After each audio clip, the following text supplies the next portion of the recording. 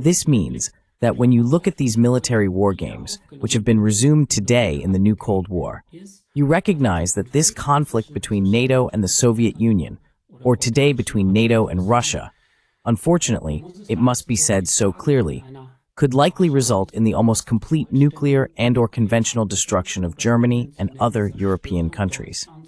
It is all the more important that we are aware of this, and that we, as Germans, Swiss, or Europeans, ask ourselves, do we even want this?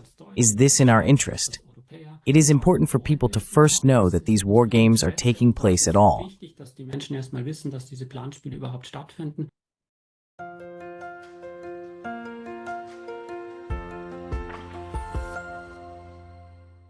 Willkommen zurück. Ich spreche immer noch mit Dr. Jonas Tögel. Welcome back. I'm still speaking with Dr. Jonas Tögel, a researcher at the University of Regensburg. And now in the second part, we want to talk about his new book, War Games: How NATO and the Pentagon Simulate the Destruction of Europe. Welcome back, Dr. Tögel. In the first part of the conversation, we talked about cognitive warfare and how we are surrounded by propaganda. And now, you have recently released a new book in which you shed light on NATO's war games and how they are constantly testing how to fight in Europe and conduct a battle against the enemy over a destroyed Europe. Could you perhaps describe what your book is about and why you have now published a book on this topic?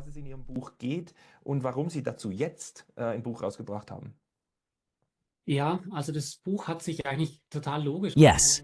So the book actually logically followed from my first book, Cognitive Warfare. It's like this.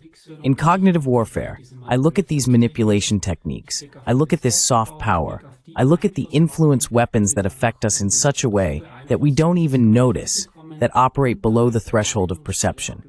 And if I break it down very roughly, I have two ways to exert power. On one side, with soft power techniques, with manipulation techniques, and they are like a curtain drawn in front of our eyes. And what I simply examined with the second book is the question of what I can actually recognize.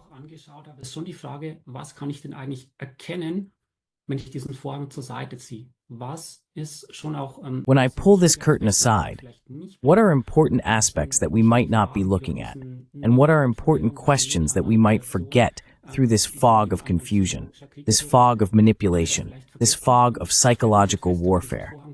You find, when you pull this curtain aside and once again look at military documents on cognitive warfare, original documents, because it often allows a very clear view of reality, of military planning, you find that you see hard power. You see very pointedly the plans, just as cognitive warfare is, pointedly the form of training in soft power. In war games, I simply laid out this pointed form of the use of hard power.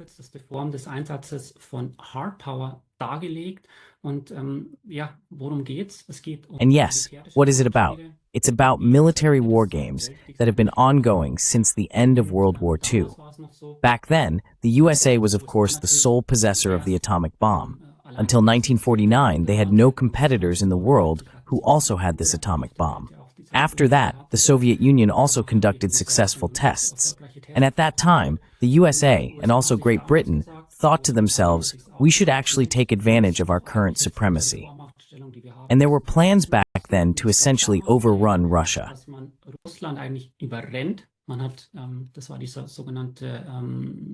This was the so-called Operation Unthinkable, it was said, and in the USA at that time, Plan Totality.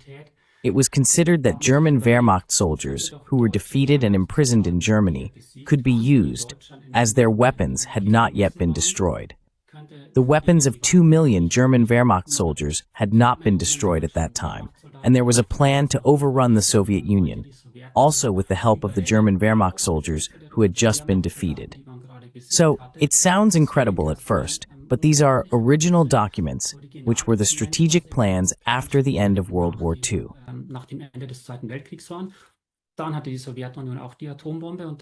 Then the Soviet Union also had the atomic bomb, and the plans changed.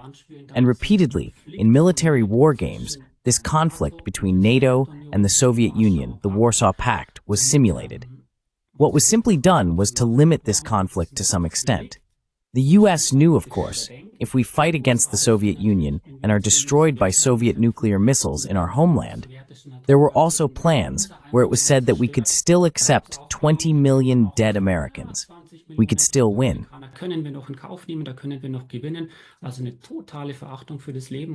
So, a total contempt for life, one must really say.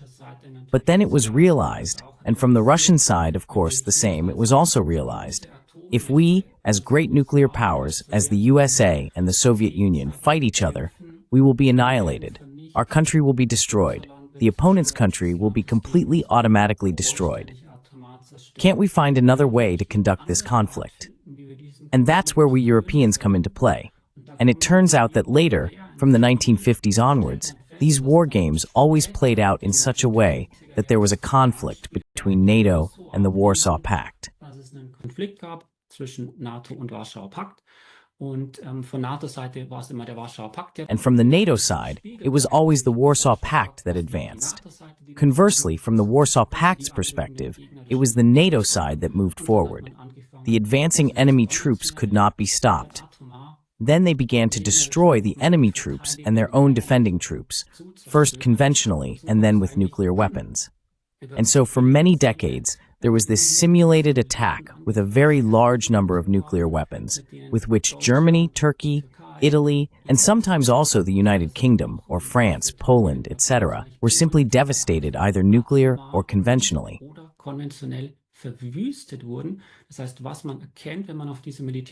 What becomes apparent when looking at these military war games, which have been resumed today in the new Cold War, is that this conflict between NATO and the Soviet Union, or today between NATO and Russia, unfortunately it must be said so clearly, could or would likely result in the almost complete nuclear and/or conventional destruction of Germany and other European countries.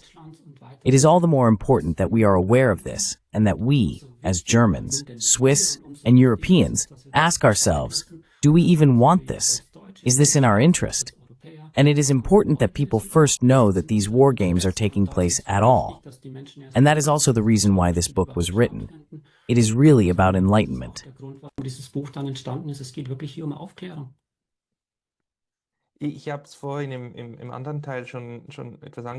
I hinted at it a bit earlier in the other part, but I have to ask again. Are people insane? Or is it the system? Because we have the problem that mass violence means you have to get a large number of people to do something, but also on a smaller scale. So there are people who, for good reasons, say yes, we have to plan something thoroughly, and then it escalates. And the thing is, it was done on the other side as well. During the Cold War, we found maps from the Warsaw Pact side where they said here, here, and here we would deploy tactical nuclear weapons. And also on Denmark, because we need to get into Copenhagen here. This was done by both sides. But what leads to accepting such total destruction, even after 20 million of your own dead, and then doing it together with NATO?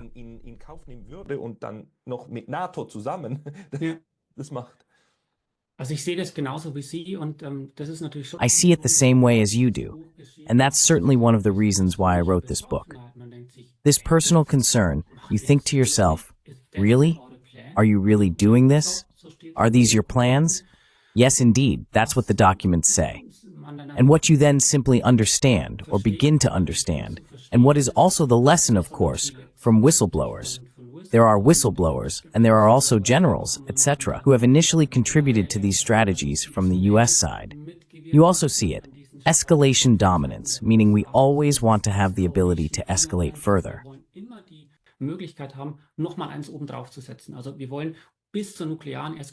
So we want to talk about Nixon's nuclear escalation, which is said to have followed this madman strategy. So you act like a madman and never reveal how far you would actually escalate. And there was, one must actually say, a military logic where it was said it's like a card game. And the royal flush, so to speak, the highest, and this word is actually used, the highest trump card we can have in poker, is when we have the hand in one suit, in a sequence. This highest card, which always wins, is our nuclear weapons. And that's why the arsenal was expanded to have a wide variety of weapons. dass man die ganz unterschiedlichsten Waffen hatte. Man hatte Waffen, mit denen man Städte zerstören konnte. Man hatte There were Waffen, weapons capable of destroying cities, weapons that could destroy enemy missile silos, weapons that could be launched from submarines, weapons that could be fired from tanks, and even smaller weapons, like little bazookas. There was this Atomic Annie, which was also stationed in Germany. So there was a real push in this area of hard power. And what is completely absent, and this is what you're saying, is this respect for life. Instead, there are purely sober military plans on how we can achieve victory on the battlefield. And in a side note, millions of deaths are essentially factored in.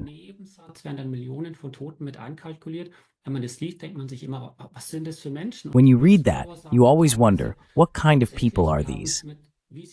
And the whistleblowers sometimes actually say, we were dealing with, as they say, we were dealing with crazies, on both sides military personnel, to whom it had to be painstakingly explained again and again. Folks, a nuclear war is actually not winnable. And then they were always a bit disappointed because they then considered, for example, Colin Gray, who was an advisor to Reagan at the time, said that the USA must finally get back to making a nuclear war winnable.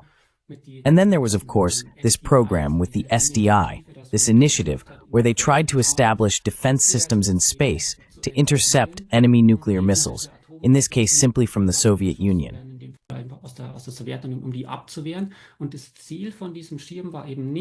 And the goal of this shield was not to make the USA safer from missiles, because there would have been far too many missiles for that, but rather the idea was that if we take out the Soviet Union with a first strike, which was always part of the American nuclear strategy, then we assume that we might destroy 90% of those nuclear weapons in the Soviet Union.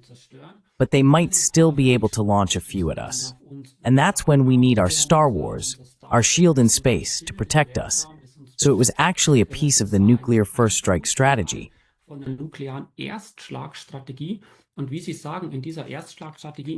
And as you say, in this first strike strategy, in this card game, Germany and Europe are, so to speak, always the sacrificial pawn. It was completely clear that Europe would be overrun, even if the Soviet Union is attacked with nuclear weapons, even if it is destroyed, these first strike plans over and over again. And then it was clear that the advancing army would also be devastated with nuclear weapons. And as a person, I know it's hard when you approach these things with common sense. I also see that it naturally brings you down, but I say, we as a society have to go through this together.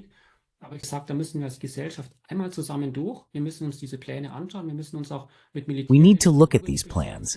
We also need to deal with military logic, which simply has no respect for people at all, none whatsoever. Millions of dead are just stacked on top of each other. That's a footnote, a statistic. And in the end, it's only about where maybe a few more people live, and that's called victory. That's how it is.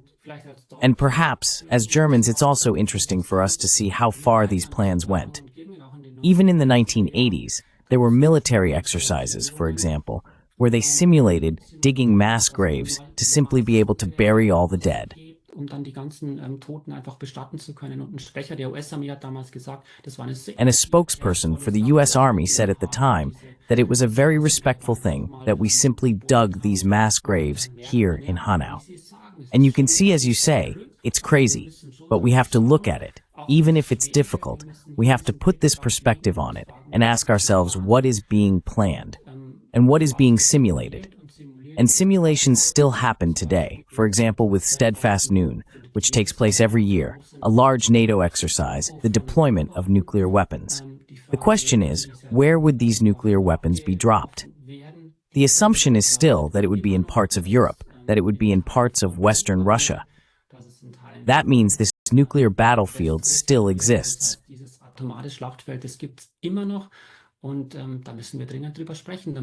And we need to talk about this internally. We need to clarify.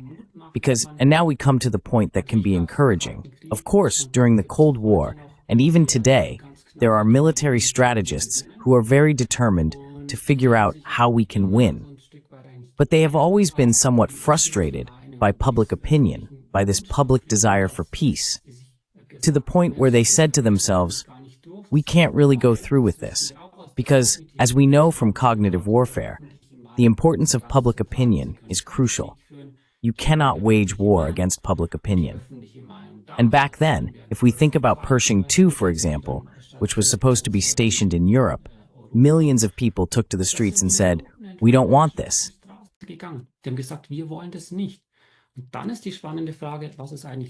And then the exciting question is, what is actually happening today? And why is it that today we have the deployment, for example, planned for 2026 of American missile systems, this Tomahawk system, and then there is this deployment? We have hypersonic weapons that are still being developed. We have defense missiles that, as we know, can also have an offensive function in the whole context. And the resistance of the population is relatively low. It is relatively alarming, and I say there needs to be public awareness. There definitely needs to be a peace movement again that presents this desire for peace, opposing a possible military escalation and all this madness. Ja, sie weiß, das Gespräch hier, das macht mir... You know, the conversation here explains some things for me. For example, one phenomenon of the war we have now, Russia-Ukraine and Russia-NATO and cognitive warfare within it, is that a good part of the peace movement could actually be integrated. Summarized in Jens Stoltenberg's dictum, weapons are the way to peace. A good part, especially of the left-wing peace movement, believed that. The Greens were already much more on board. But the other thing I hadn't understood until now, and now makes more sense, is that the fear of a nuclear war was not only downplayed, but even portrayed in public media, especially in Central Europe, particularly in the German-speaking area, as something like, if you're afraid of it, then you've already believed Putin. Wenn man Angst vor dem hat, dann hat man Putin schon geglaubt. Das ist Putin-Propaganda, dass man Angst haben sollte. This is Putin propaganda, suggesting that one should be afraid. So here we are, of course, in speculation, but at least in public discourse, a moment is being constructed where it's said, well, a nuclear catastrophe is nothing terrible, don't worry. We are prepared, we have the mass graves, everything is fine. Exaggerated and stupidly put, but it is currently heading in the direction of how public opinion is actually being used to potentially realize these scenarios. Diese Planspiele dann auch eventuell realisieren zu können. Ich sehe es genau wie Sie. Ja, ich habe natürlich I see it exactly like you do. I have, of course, made the same observations, and that was indeed one of the reasons why I then said it is really important to bring these strategic exercises into public discourse. Because there were actually, just as you say, these reports suggesting these targets would be the first the NATO would attack if there were a Russian nuclear strike. And the underlying message was, in a nuclear war, we have everything under control. We will win that. We are well prepared. And of course, it is indeed a card game. Natürlich, es ist schon ein Kartenspiel, also man darf jetzt auch diesen Informationskrieg aus Russland. One must not underestimate this information war from Russia.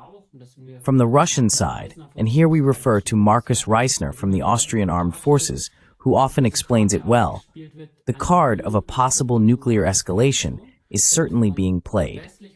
And from the Western side, there are attempts. For example, a German security expert said he is still waiting for this Russian nuclear bang thing, literally said. And just as you say, people actually make fun of it, portraying the whole thing as ridiculous, because of course they don't want Russia to have the opportunity to instill fear. Die Möglichkeit hat, hier Ängste hervorzurufen und gleichzeitig sind wir da natürlich wieder genau in diesem... At the same time, we are of course right back in this information war that completely obscures the view of reality. And what is not being said is that these nuclear exchanges are of course being practiced, that they are simulated, and that up until now, they have always resulted in the destruction of Germany and other European countries. That is not being said. And journalist Florian Warweg, I believe it was in 2020 or 2021, asked about this at the Federal Press Conference in connection with Steadfast Noon.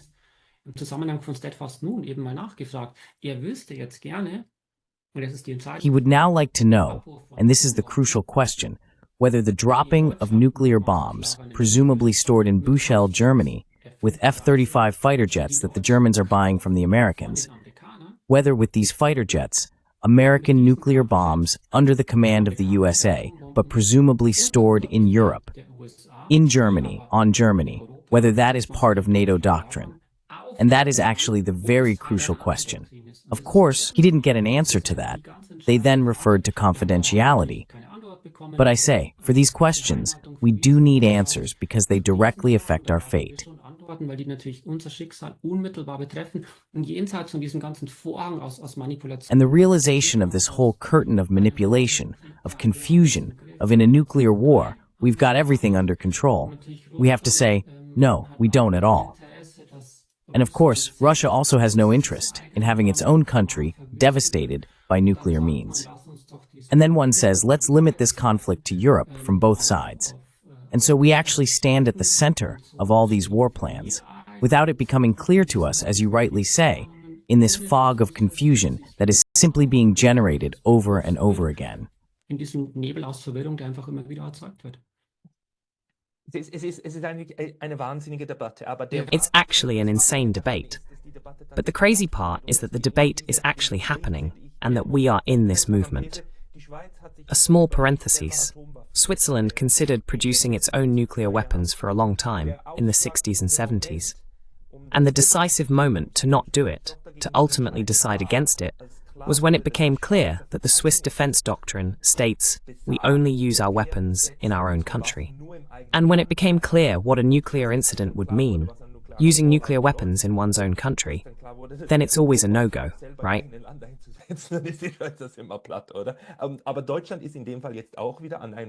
But Germany is now again at a point where cognitive warfare is involved, where people are told not to worry. And the crazy thing is that the Russians, I believe, Russia understands this, because there is this researcher Karaganov who says the problem is that Europeans are no longer afraid of a nuclear war. Deterrence, the balance of terror, only works if both sides are afraid and do not want to die. If you get one side or part of the side to say, fine, I'll throw myself into the knife, then it doesn't work. Then nuclear deterrence, ultimately the logic, leads to nuclear destruction. May I ask, was it just the politicians in Switzerland who decided that back then? Or were there also people on the streets putting pressure? Do you know that? How did it happen back then?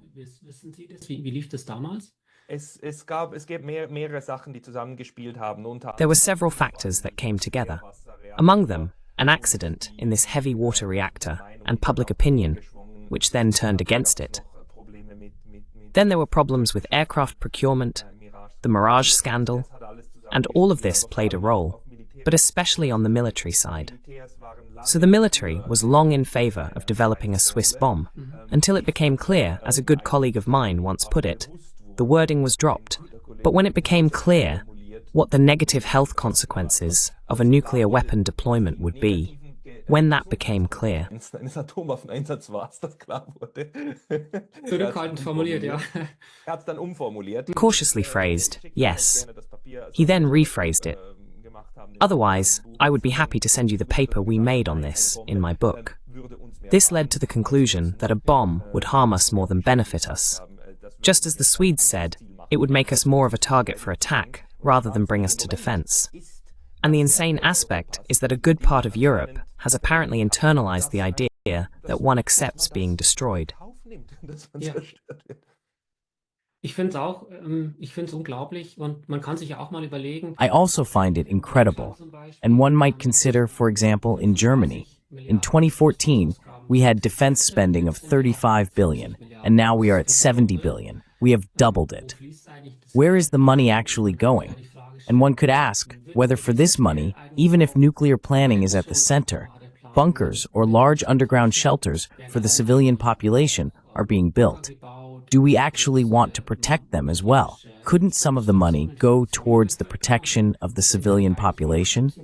And then you realize that either nothing or only a very, very small fraction goes towards the protection of the civilian population.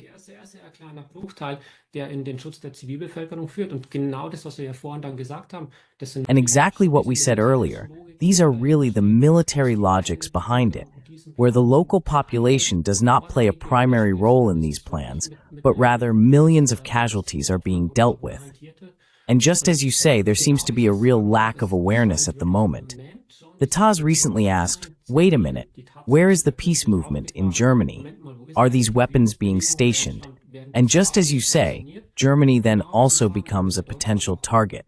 If we look at the maps from the Cold War, the Soviet Union knew very well what the transportation hubs were, where the weapons were stored, where the ammunition depots were, where the supply points were, and so on. And these were, of course, preferred targets in the war because they needed to be disabled first.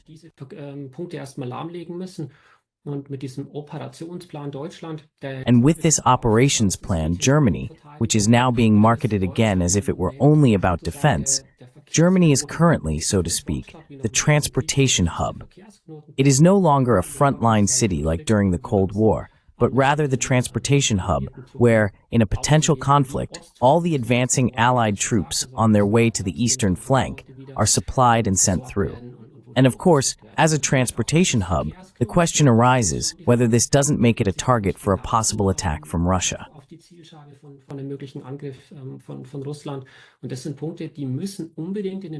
And these are points that absolutely need to be part of the public discourse.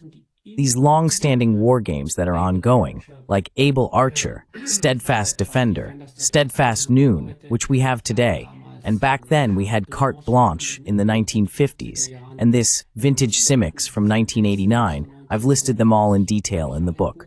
But the fundamental idea, if you understand it, Germany and Europe are completely devastated in these plans. So today we really have to ask ourselves, do we want this? Do we want this armament? And do we place trust? We've talked a lot about trust before. What kind of trust do we actually place in the narrative that we can calmly face an escalation? Nothing will happen, and it will be fine. That's simply not the case. The military documents state this bluntly. The military wants to do their thing, of course. They don't want the public to know about it. It's all the more important that we raise awareness about it, that we direct public discourse and attention somewhat towards this risk of escalation. Because I'll say it again, there is no more extreme form of using hard power than the use of nuclear weapons, just as there is no more extreme use of soft power than cognitive warfare.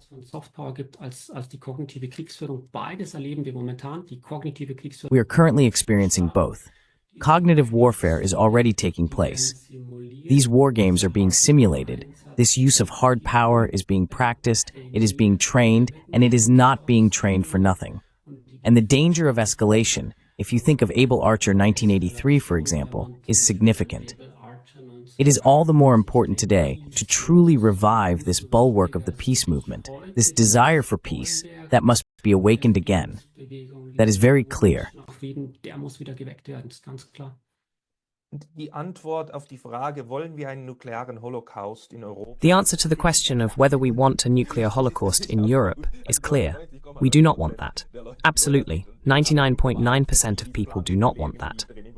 And then we have 0.1% who are somehow involved in these scenarios, and perhaps, due to the banality of evil or ignorance, are not aware of what it would actually mean on a large scale. The question, therefore, is rather, what can be done against it? How do we bring it back to the society's right to defense? Kriegt man das wieder zurück zum Abwehrrecht der Gesellschaft? Wie korrigieren wir? How do we correct this? Even in the long term, the tendency of our societies, as they are integrated into these nation-states, which ultimately generate such strategic games, how do we get a political handle on this? Because otherwise, we are heading towards suicide. So a ban on strategic games, or what would be a principle, like freedom of speech. I mean, freedom of speech, and in the USA, the absolute right to say anything. That is a fundamental framework to counteract propaganda, to gain control over the narrative. How do you do the same on the side of strategic games if you want to conceptualize them as a sociological phenomenon of large masses? Von großen Massen konzeptionalisieren. Those are really good questions. If I break it down, with Kant, he uses slightly different words for it, but there is this distinction between the form of state and the form of government. One is, do I have a democracy or not? And the other is the question of what legal framework do I establish when I say I have a democracy, or I have a different form of state? What legal framework do I establish, and how do I ensure that this democracy is truly implemented? And if you're now asking yourself, okay, there is this desire for peace, then your question, I don't know if you agree with me, but it is more aimed at the second part, right? What kind of legal framework can I create now? Or what kind of institutions or what kind of regulations can I simply enact? It's a great question. Es ist eine super Frage. Ich muss tatsächlich zugeben, dass I must actually admit that I am a bit more focused on public opinion. I say, if public opinion is against these war games, and the awareness of what is at stake is high, if this public desire for peace is strong, if people know that cognitive warfare is taking place, if people know that every year NATO conducts war games where the dropping of nuclear weapons is practiced, if people know that in Russia, just like in Ukraine, just like in China, just like in Kazakhstan, in Germany, in Switzerland, in Italy, everywhere there are people who actually just want peace. We have war reporters who report from Ukraine and say that on both sides of the front, people are saying, we want peace. I just want to live in peace. And that's how it is for all people. And if we become aware of this again, and then realize that if we take the fundamental idea of democracy seriously, and say demos kratos, which etymologically means the power lies with the people, with the majority, then it is actually up to us to express this desire outwardly again, to articulate this wish. And we can certainly do a lot on a small scale. We can ask ourselves, who are the people with whom I can talk about these things?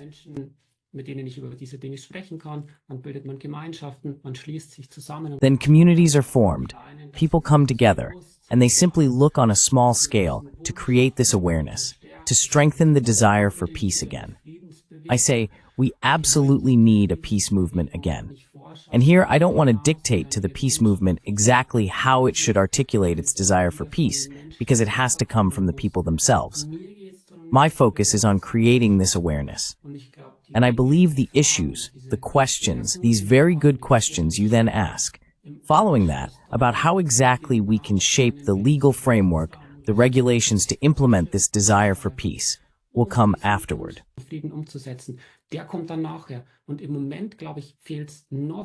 And at the moment, I believe there is still a lack of this desire, the population's desire for peace, this awareness among the population, which probably has to be seen as a success of cognitive warfare, that this desire has waned. And when this desire is present again, when this awareness is back, then I say we can jointly discuss exactly with the proposals you have made, in which legal framework we can shape this. But in my opinion, that comes later.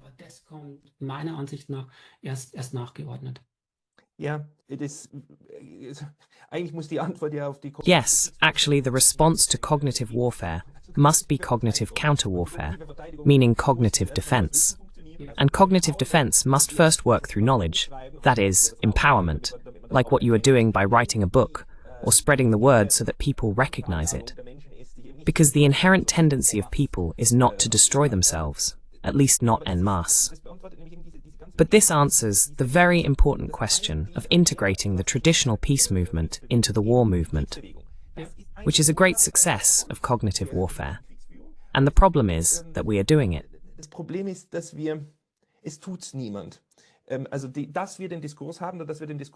So, having the discourse and needing to conduct the discourse is absolutely correct.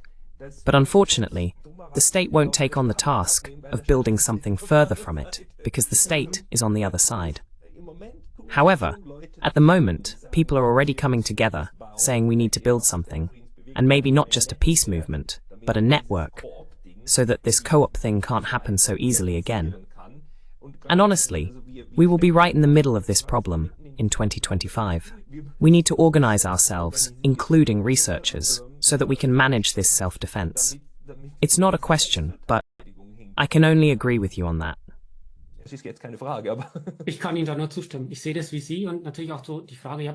I see it like you do. And of course the question is also, yes, when does cognitive warfare actually take place? Yes, today, every day. When do these war games take place? Yes, today, every day. That means, just as you say, we are in the midst of this battle for our thoughts and feelings. We are in the midst of these military considerations. We are in the midst of a possible military escalation. And I also believe, of course, we must not underestimate this question. Okay, where is the peace movement? On one hand, it's not so visible.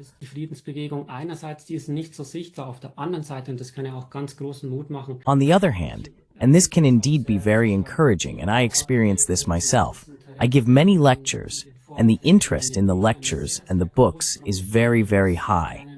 That's why I really enjoy speaking with many people, and you can already see that this awareness is growing. And of course, we also have this in empirical studies. Trust in governments, institutions, and the military, etc., is decreasing significantly, and that is definitely something that can also be hopeful. One could say that the opportunity and awareness to inform and the ability to reach many people have never been as great as they are today. We now have the internet, for example.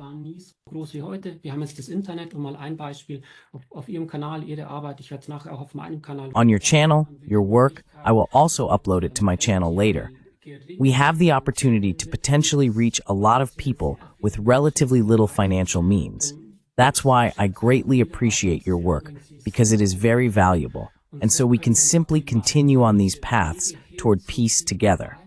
I say for that, we need education, we need awareness, and we need this networking among each other. We can't do it alone. Together, we can definitely achieve it. And the foundations are already laid. Awareness is increasing, and that can definitely be encouraging. And if we strengthen that, then we are already on a good path. True, true. I'm glad that you are such an optimist. It's nice not to end in a disaster for once. And I also translate these channels. So what is spoken here, we then translate into 10 languages. And across these channels, there are over 400,000 subscribers. So it's also increasing. And the need for information is growing as well. Interest is growing, awareness is increasing. Yes, yes. It's also good for those who listen. We are no longer so alone, and that's why networking among each other is important. And if we make progress, then maybe we can bring it into the political arena to put an end to such scenarios. And the goal would eventually be to say, yes, defense, including hard power and military defense, only takes place at home.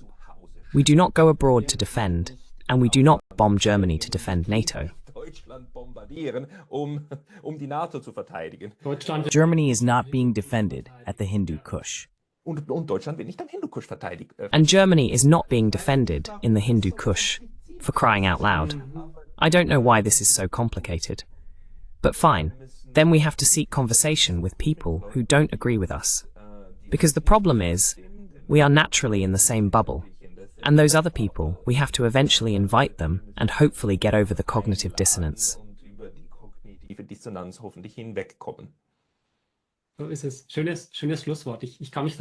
That's right, a nice closing remark.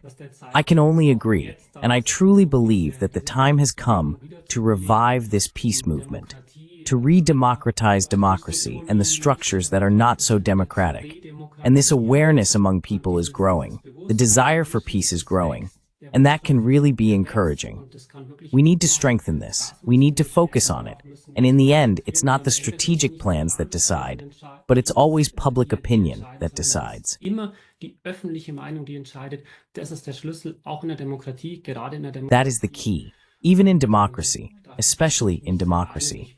And I am very committed to it. I am truly convinced that we can overcome cognitive warfare. We can overcome division. We can overcome this hard power that instills fear. Once we take a look, once we go through it, once we know what's going on, then we can also know, okay, it's us who have the power to prevent all this madness. And it is madness. And I am really firmly convinced that we can achieve this.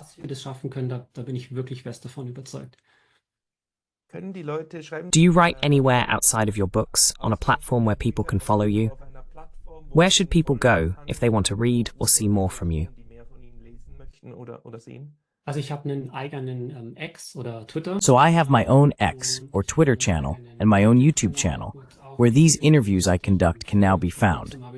Recently, for example, I spoke with Willy Wimmer, a very fascinating contemporary witness who played a leading role in ending this simulation game in 1989. That means he was one of the very few politicians who said, wait a minute, there will be no approval from me for American or NATO nuclear bombs in Germany. A very courageous man who simply stood up against this madness at the time. And so I try to bring these things to the public.